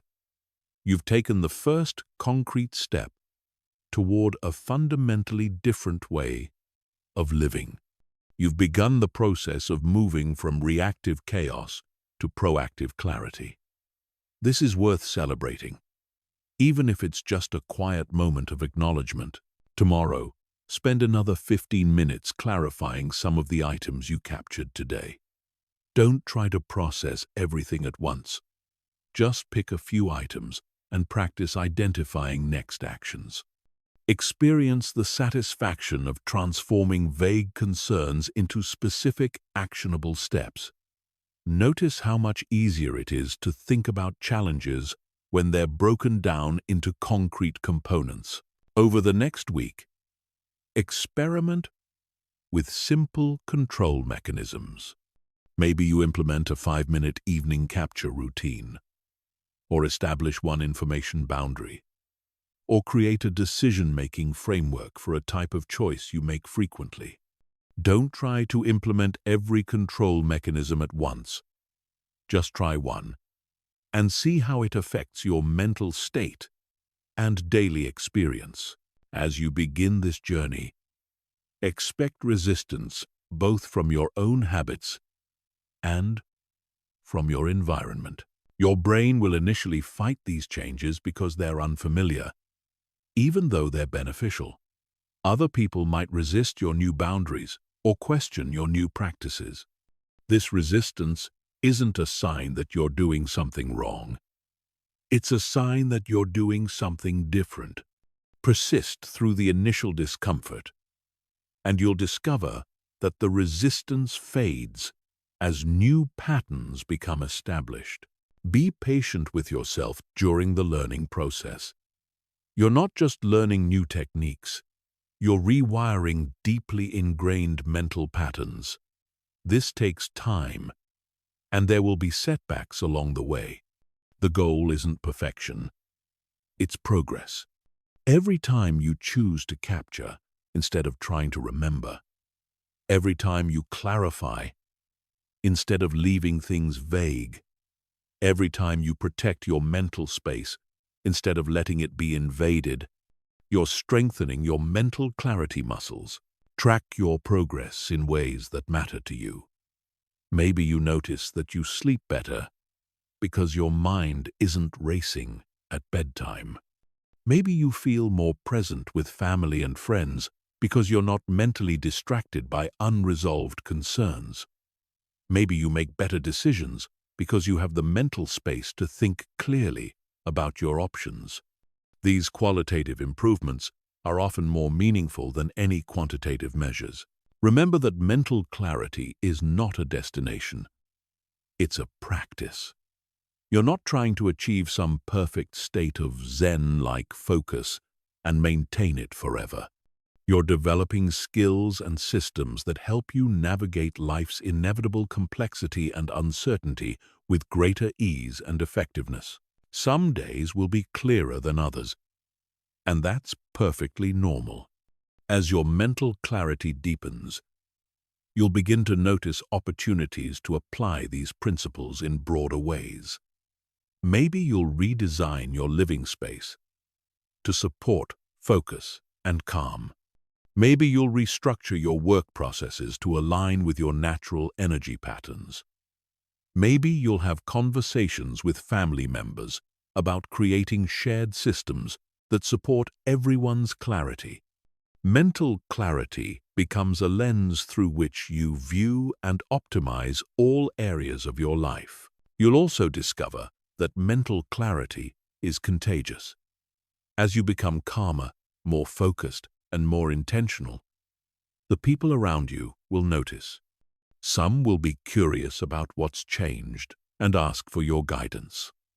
Others will simply benefit from your increased presence and improved decision-making.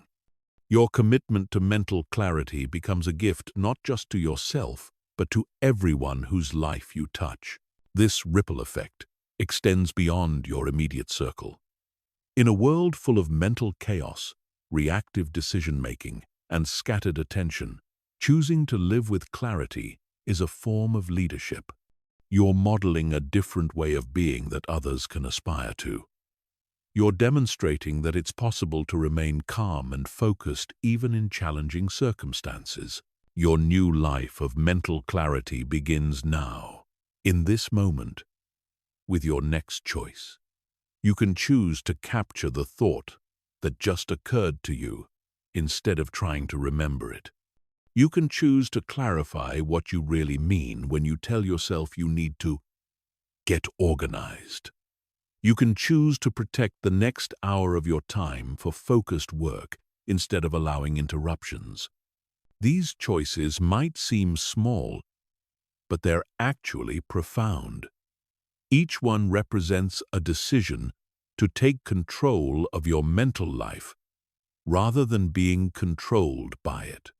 Each one builds the foundation for a life of greater peace, productivity, and purpose. Each one moves you closer to becoming the person you're capable of being when mental chaos no longer clouds your thinking or drains your energy. The journey toward lasting mental clarity starts now. Your clear mind is waiting for you to claim it. Your peaceful, focused, intentional life is ready to begin. The only question is, are you ready to begin it? Take the first step. Your future self is counting on it.